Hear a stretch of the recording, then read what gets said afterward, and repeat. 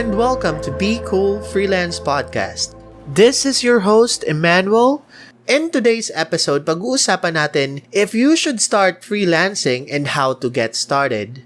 So we will be discussing a lot of things, and at the end of this video, you should be able to determine kung gusto mo ba talagang mag-freelance and what are the pros and cons. I just have 3 tips for you, and the first one is identify your goals, or why should you start freelancing.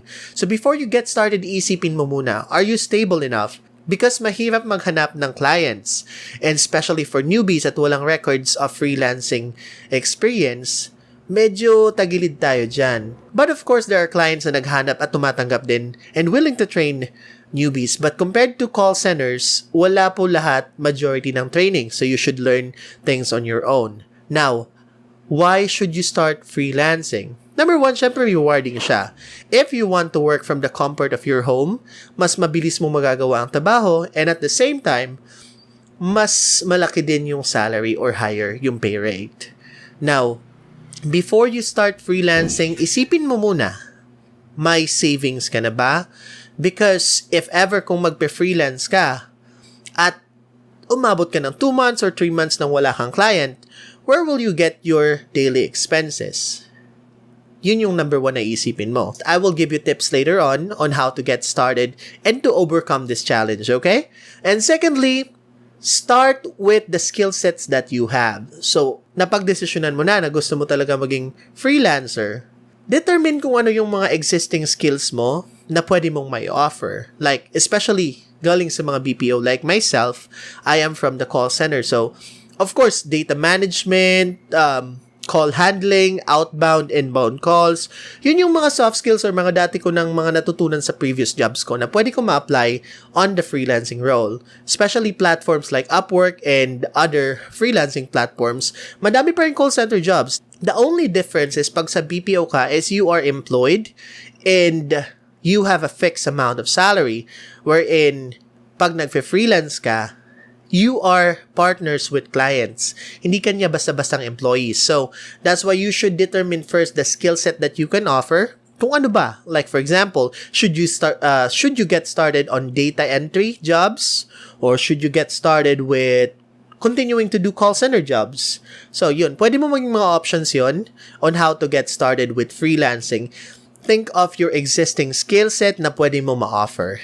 And the third one is determine your client avatar. Sino ba yung gusto mong i-target na clients? Are you aiming to target small businesses? Or gusto mo din like, same din sa corporate world, like big businesses that operates on Upwork or in freelancing sites? Pwede mo din sila i-target market. Now, one of the things that I've done to be successful is I build up the information first. Sino ba yung gusto kong i-cater with my services? So, eto ba yung mga social media influencers, digital marketers, social media management agencies na pwede mo i-offer yung services mo as virtual assistant? Think of who you want as your client. This way, mas mapapadali yung pag-filter mo ng application ng jobs and mabibuild up mo din kung anong profile yung gagawin mo to fit or to target those audiences or those clients. At the end of the day, ikaw pa rin yung magdidesisyon should you get started on freelancing. Now, this is my tips on how to get started, okay? First and foremost, bago ka mag full-time freelancer, isipin mo muna ba, is this something that you plan to do in the long term? Kasi, for example, you quit your job and tried to find clients, started doing freelancing, and at the end of the day, 2 months later, 3 months later, wala ka pa rin clients. It's going to be hard on you, especially on your finances. Kaya dapat, as I mentioned earlier, think of it, may savings ka ba as a buffer? Or what I did that worked for me is, habang nagtatrabaho ako sa isang BPO company, I started doing part-time jobs. And then, nung nakapag-build up na ako ng profile sa Upwork, that's when I decided to do full-time jobs or to take full-time jobs. And then, yun na, doon na nag-start ang freelancing career. And if, for example, madami ka ng clients or madami ng reviews sa profile mo, sunod-sunod na din yung mga mag-i-invite sa you to apply for jobs. So, sasabihin nila sa inyo, mas maganda talaga mag-freelance because it's very rewarding sa totoo lang. Compared to what I'm earning in the BPO before, mas nasasabi ko na hindi ko ngayon iniisip yung finances ko when it comes to salary goals. So, isa yun sa mga pros na pwede mo makuha if you started freelancing. And then, another one, of course, always working at the comfort of your home. So, lagi ka lang nasa bahay and you don't have to worry about reporting to the office or attending, meetings in the office conference room kasi everything will be done through your computer at your home. Those are just some pros that you can get with freelancing. And I'm seeing some other people na makikita mo sa social media na nagpo-post na they're working from the beach, from resorts. Well, totoo siya if ever that's your plan. But most of the time, in most cases, hindi siya pinapractice.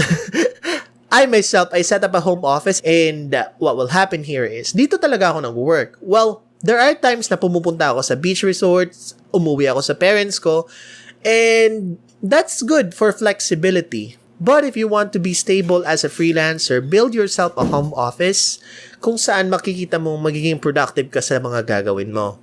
And then, secondly, here are the cons, okay?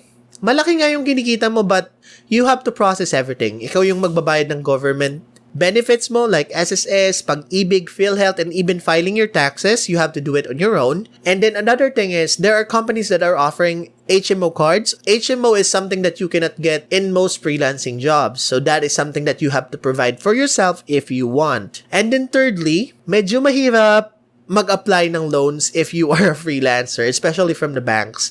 So, however, for example, if you have been doing it for like 2 or 3 years already and you've been filing your tax diligently, if you have the ITR forms, pwede mong i-present and that is something that you can give to the banks. But if you're just starting out, yun yung isa din sa mga cons na napansin ko because I myself, I'm fond of, utang and all those stuff, loans from the bank, applying for credit cards. Yun yung mga bagay na normally na, I can say for myself na ginagawa ko. And medyo nahirapan ako when I was doing freelancing. But at the end of the day, ikaw pa rin magde-decide. Should you start freelancing or should you keep your corporate job? That's up to you. But if you want to proceed, keep on listening to my podcast. And next week, we'll be discussing on how to build your profile on Upwork and get your first client. And some tips as well on how you can send your proposal. So I'll be expecting you next time. Thank you for listening and have a great day.